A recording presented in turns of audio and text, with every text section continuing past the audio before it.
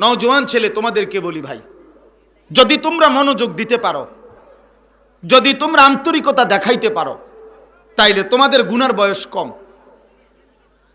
যেদিন থেকে তুমি সাবালক, ওই দিনের পর থেকে তোমার বয়স যত, অতটুকু তোমার গুনার বয়স। তোমার বয়স যদি হয় 20, তো তোমার গুনার হিসাব হচ্ছে আজকে 5 বছর, 5.5 বছর। তো তুমি যদি একটু হিম্মত করো, আল্লাহ তাআলা কোরআনুল কারীমের মধ্যে একাধিকবার বারবার এই কথাটা কোরআনে আছে যে আমি আল্লাহ মানুষকে মোট পৃথিবীতে 3টি অবস্থা দিয়ে থাকি। 1 তিফল, শিশু; 2 আশুদ্দাকুম, যুবক; 3 আরজালুল উমর, বৃদ্ধ। আল্লাহ তাআলা বলেন এই 3টি অবস্থার মধ্যে 2টা অবস্থাই দুর্বলতা। শিশু যখন দুর্বল, বৃদ্ধ যখন দুর্বল, শক্তি, সামর্থ্য, কিছু করার প্রেরণা, কিছু করার চেতনা, গড়ার, নিজেকে সাজানোর, দুনিয়া আখিরাত সব কিছু তৈরি করার, খোদার কসম আল্লাহ বলে বান্দা ওর জন্য আমি সময়টাই দিছিলাম যৌবন, শক্তির সময়। নিজেকে গড়লেও যৌবন, নষ্ট করলেও যৌবন। আজকে কিশোর যুবক ছেলেরা তোমরা বুঝতেছ না, জীবনের লম্বা সময় শেষ করে দিচ্ছ চুল ঠিক করতে করতে। জীবনের লম্বা সময় শেষ করে দিচ্ছ নারীর চাহিদা পূরণ করতে করতে, যার ফলে 24 ঘন্টাও যদি উলঙ্গ ছবি, মোবাইলের অশ্লীল দৃশ্য দেখো, তবুও তোমাদের নেশা ফুরায় না, চাহিদা ফুরায় না। আর আল্লাহর কসম, এই পৃথিবীর সমস্ত নারী যদি উলঙ্গ করেও তোমারে দেখায়, তো তুমি মানুষরূপী জানোয়ারের চাহিদা কোনোদিন মিটবে না। জানোয়ারের চাহিদা কোনোদিন মেটে না। আর এটা কোরআনুল কারীমের মধ্যে আল্লাহ বলছে, যে ব্যক্তি তার শাহওয়াত পূরণ করে আল্লাহর হুকুম বাদ দিয়ে, রাসূলের হুকুম বাদ দিয়ে, যে তার মনের চাহিদা পূরণ করে আল্লাহর বিধান এবং রাসূলের বিধান বাদ দিয়ে, হালাল হারামের পার্থক্য বাদ দিয়ে, রব্বে কাবার কসম কোরআন বলছে ওই মানুষের জীবন জানোয়ারের জীবন, ওই মানুষের জীবন কুত্তার জীবন। কোরআনের আয়াত এটা, সূরা আরাফ আল্লাহ তাআলা বলছে ওয়াত্তাবাআ হাওয়াহু ফামাসালুহু কামাসালিল কালব। সরাসরি কোরআন শরীফের আয়াত। আল্লাহ বলে যে তার মনের চাহিদার অনুসরণ করে, কিসের হালাল কিসের হারাম, আপন স্ত্রীও দেখে, মোবাইলের নর্তকীও দেখে, তা হালাল হারাম হইল? কথা বলে না। হালাল হারাম তার কাছে পার্থক্য আছে? বরাবর। মাকেও দেখে, বোনকেও দেখে, মোবাইলের উলঙ্গ নারীও দেখে, রাস্তার বেপর্দা নারীও দেখে। তাহলে এই লোকটার কাছে হালাল হারাম আছে কিছু? মদও খায়, মধুও খায়, গালিও দেয়, সালামও দেয়, কষ্টের টাকাও কামাই করে, সুদের টাকাও নেয়, কিস্তির টাকাও নেয়। তাহলে এর কাছে কোনো হালাল হারাম আছে? কথা বলেন না। তাহলে এই স্বভাব, হালাল হারাম, জায়েজ না জায়েজ, উচিত অনুচিত, সৎ অসৎ, এই পার্থক্য শক্তি যার মধ্যে নাই তার বিবেক নাই। আর যার বিবেক নাই, আল্লাহর কসম তাকে মানুষ বলে না, তাকে জানোয়ার বলা হয়। আপনারা বলেন, একজন মুসলমান আপনি বুঝবেন, আপনারা বলেন, আপনারা যদি কেউ তাকান মনোযোগ দিয়া দেখবেন, ছাগল এবং কুকুর এই দুইটার সাইজ দেখতে প্রায় কাছাকাছি। বুঝেন নাই? গঠন গঠন সাইজে ছাগল এবং কুকুর বরাবর। আচ্ছা, ছাগল এবং কুকুর উভয়ের সৃষ্টিকর্তা কে? ছাগল এবং কুকুর উভয়ের শরীরে গোশত রক্ত দিয়েছে কে? এখন কুকুর খাওয়া হালাল না হারাম? হারাম করেছে কে? ছাগলের গোশত খাওয়া হালাল না হারাম? হালাল করেছে কে? তাইলে আল্লাহ হারাম করলে এই জন্য আপনি কুত্তার গোশত খান না, আল্লাহ হালাল করেছেন বলে আপনি ছাগলের গোশত খান। অতএব হে ইমানদার বিবেকবান, আল্লাহ হারাম করলে যদি কুত্তার গোশত না খায়, তাহলে আল্লাহ হারাম করার পরেও সুদ খান কেন? বলেন বলেন। তাহলে তো বুঝাই গেল সুদখোরের কাছে ছাগলে আর কুকুরে কোনো তফাৎ নাই। বলেন, আর নাই তো বলেন দুইটা দুই আল্লাহ, নাউজুবিল্লাহ। কুকুর হালাল করে হারাম করেছেন যে আল্লাহ, সুদ হারাম করেছেন ভিন্ন আল্লাহ। তো তাইলে তাইলে কথা বলেন। সাবধান মুসলমান, কিশোর ভাই, যুবক ভাই, নওজোয়ান ভাই, আমার অল্প একটু সময়, আমি জ্যামে আসতে দেরি হয়েছে, এরপরে গাড়ি রাইখা মোটরসাইকেলে আসছি কিছু দূর, এই জন্য আমার অল্প একটু টাইম আব্বা, আমি শেষ করে দেব এখন। কিন্তু আমার বলার উদ্দেশ্য হলো এই কথাটা বুঝা, মানুষ হওয়া চাই। দোস্ত, কোরআন মানুষ বানায়, রাসূলুল্লাহ সাল্লাল্লাহু আলাইহি সাল্লামের হাদিস মানুষ বানায়। আর দুনিয়ার সমস্ত পড়ালেখা আমরা হারাম বলি না, জেনারেল পড়া হারাম নয়, কিন্তু বাকি জেনারেল পড়া উপার্জন শিখায়, আর ইনসান বানায় আল্লাহর কোরআন। এজন্য পৃথিবীর কোনো বাংলা, অঙ্ক, ইংরেজি, পদার্থ, জীববিজ্ঞান, রসায়ন বিজ্ঞান কোন বইতে এই কথা নাই এই বইটি মানুষ গড়বার জন্য রচনা হয়েছে, রচিত হয়েছে, নাই।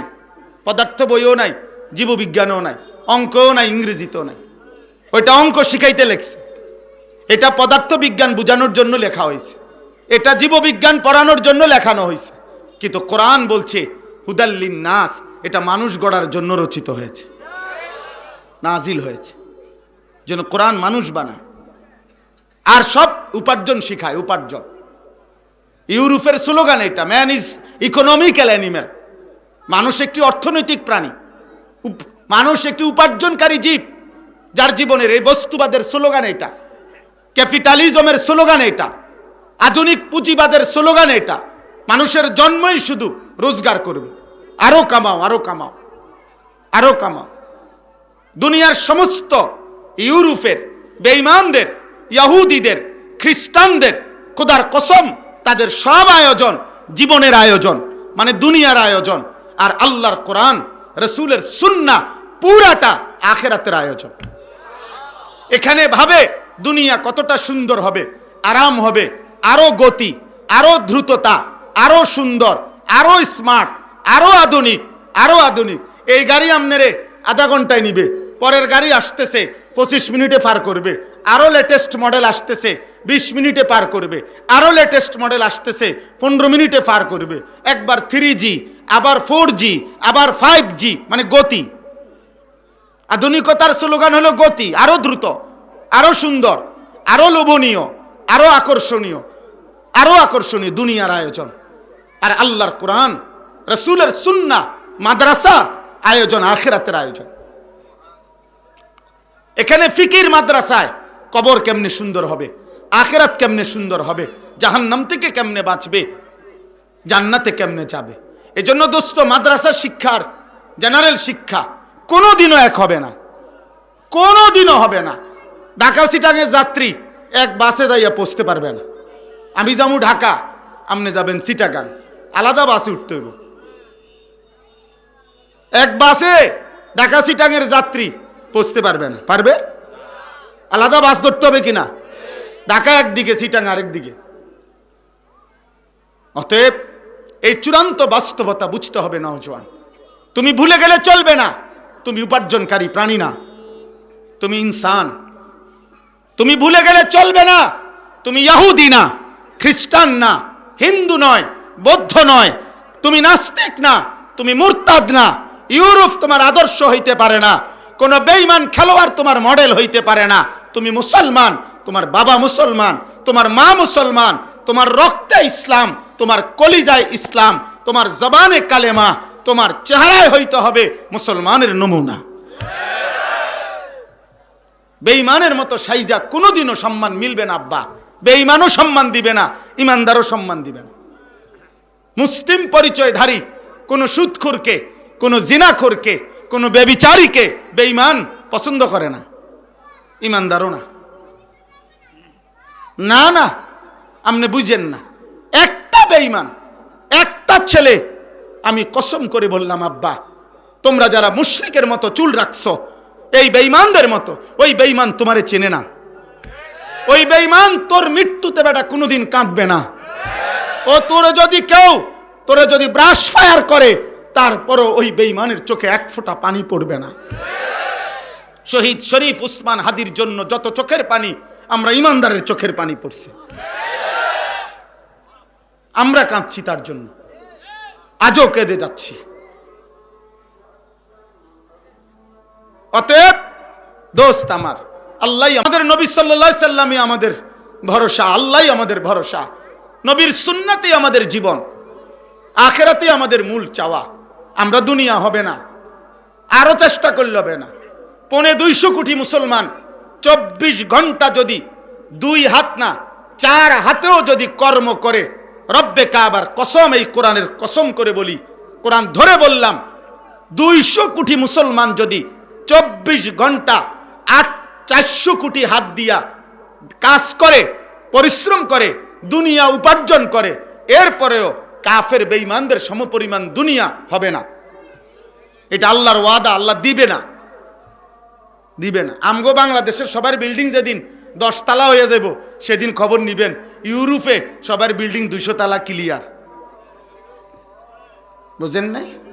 আমগো বাংলাদেশে যেদিন সবাই 70-80 লাখ টাকা দামের গাড়িতে চড়বে, ইউরোপে 70-80 লাখ টাকা দামের প্রাইভেট কার দিয়া ছাগলের ঘাস টানে। আমার ঘনিষ্ঠ পরিচিত লোক আছে, উনি বলছে ছাগলের ঘাস টানে। হ্যাঁ হ্যাঁ, আমার ঘনিষ্ঠ লোক আছে, অস্ট্রেলিয়া থাকে। আমি জিজ্ঞাসি আপনি কাম কি করেন? হ্যাঁ, কয় যে আমি হেলিকপ্টার দিয়া সার দেই। কসম আল্লাহর, সে বলছে হেলিকপ্টার দিয়ে সার দেয় ওই খেতে। কোম্পানির প্রজেক্ট এত 1000 একর, এটি 8টা সার দন যেত না। তাহলে আমরা হেলিকপ্টার দিয়ে সার দিব কোন বছর? এই 12 তারিখের পর, 12ই ফেব্রুয়ারি নির্বাচনের পরে ইনশাআল্লাহ আমরা সবাই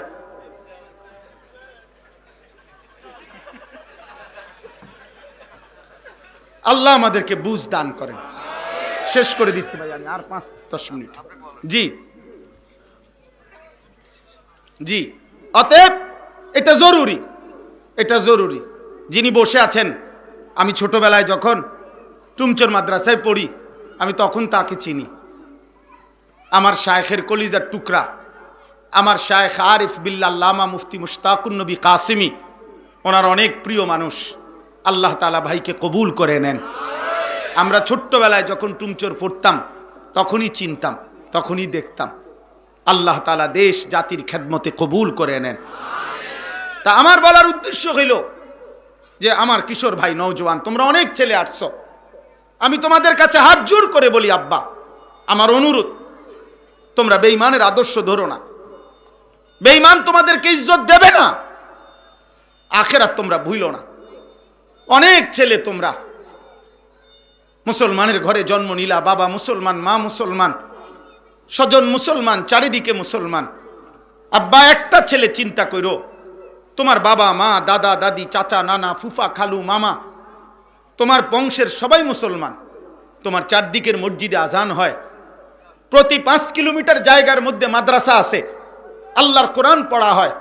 চারিদিকে তোমাদের প্রত্যেকের বংশের মধ্যে 2-4 জন হাফেজে কোরআন আছে, আল্লাহর ঘরের হাজী সাহেব আছে, তোমাদের ঘরে আল্লাহর কোরআন আছে, তোমাদের চারদিকে মসজিদের মিনারাত থেকে আজান হয়।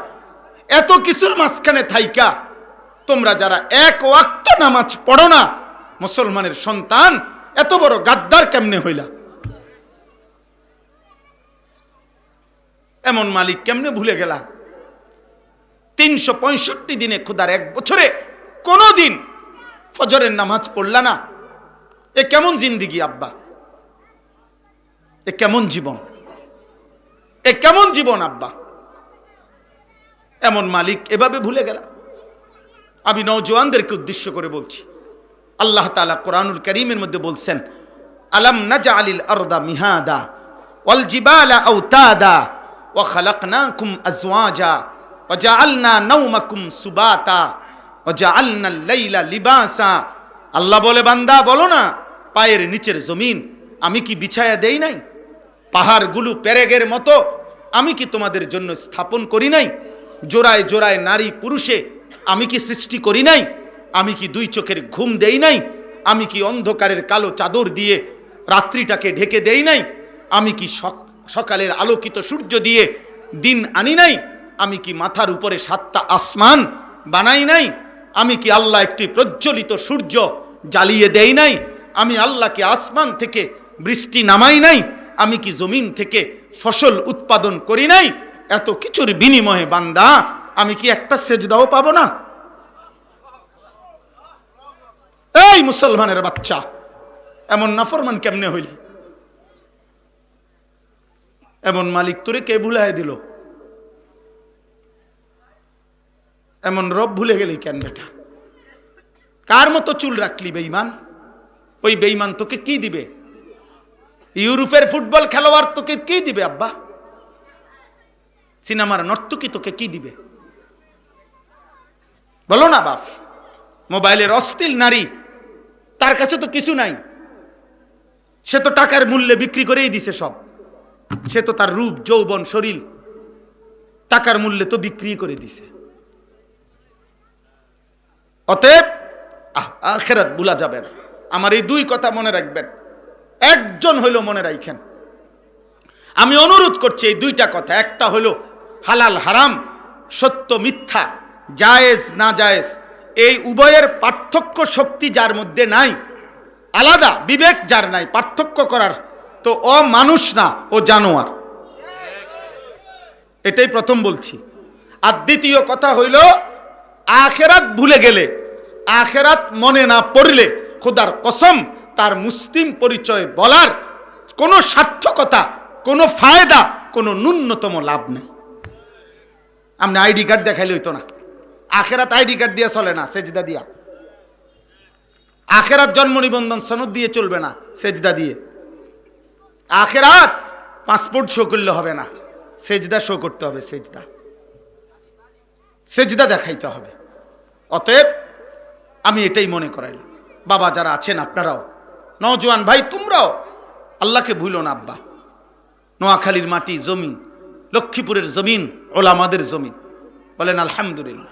সেই ছোটবেলায় 1992 সালে জীবনে প্রথম প্রাইমারি স্কুল পাশ করে ক্লাস 5 কুমিল্লা শহরে আমরা সর্বপ্রথম মাদ্রাসায় ভর্তি হওয়ার স্বপ্ন যখন দেখছি, তখন বড় ভাই বাসের সিটে কোলে করে বসাইয়া টুমচোর মাদ্রাসায় না ভর্তি করাই দিয়ে গেছে।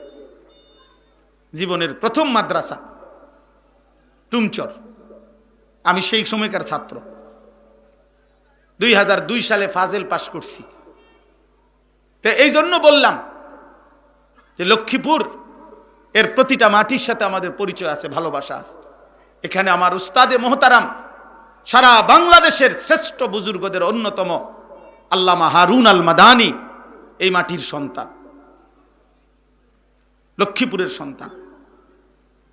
অতএব আমি সমস্ত যুবক ভাই, কিশোর ভাই, নওজোয়ান ভাই তোমাদের কাছে অনুরোধ করছি, দোস্ত